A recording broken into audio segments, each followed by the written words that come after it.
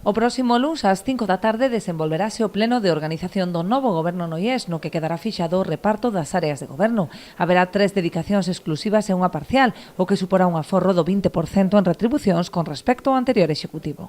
Este luns ás 5 da tarde vamos a levar a pleno, xa está a convocatoria feita, tuvemos hoxe a comisión informativa correspondente e lo levaremos a luns ao pleno para aprobar, está acordado, isto está negociado, hai o máis representativo é o recorte que hai en gasto público, que ronda o 20%, realmente en este momento incluso estamos por encima, e isto era algo que estaba pactado coas outras forzas, con Marea e con BNG, para poder suscribir o pacto que levou á aprobación da moción.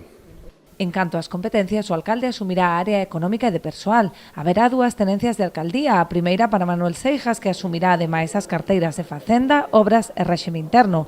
A outra para Sandra González, responsable de Servizos Sociais e Deportes. Consuelo Martínez encargarase das áreas de Cultura e Servizos Veciñais. Abel Pan xestionará os servizos municipais, mentres que Ana Blanco será delegada de Xuventude, Educación e Novas Tecnoloxías.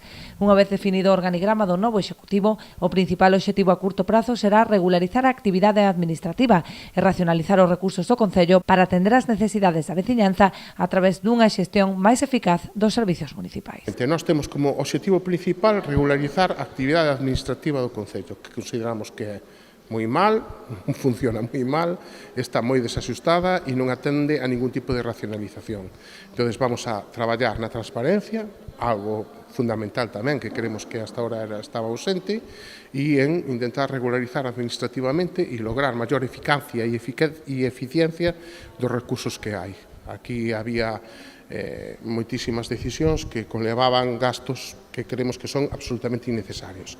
Servicios sin licitación que deberían estar licitados, nós somos partidarios de traballar máis con recursos propios, fortalecer a mellor a Brigada de Obras ou a Brigada de Aguas ou outros servicios en vez de tanta contratación externa e garantir os servicios básicos da población.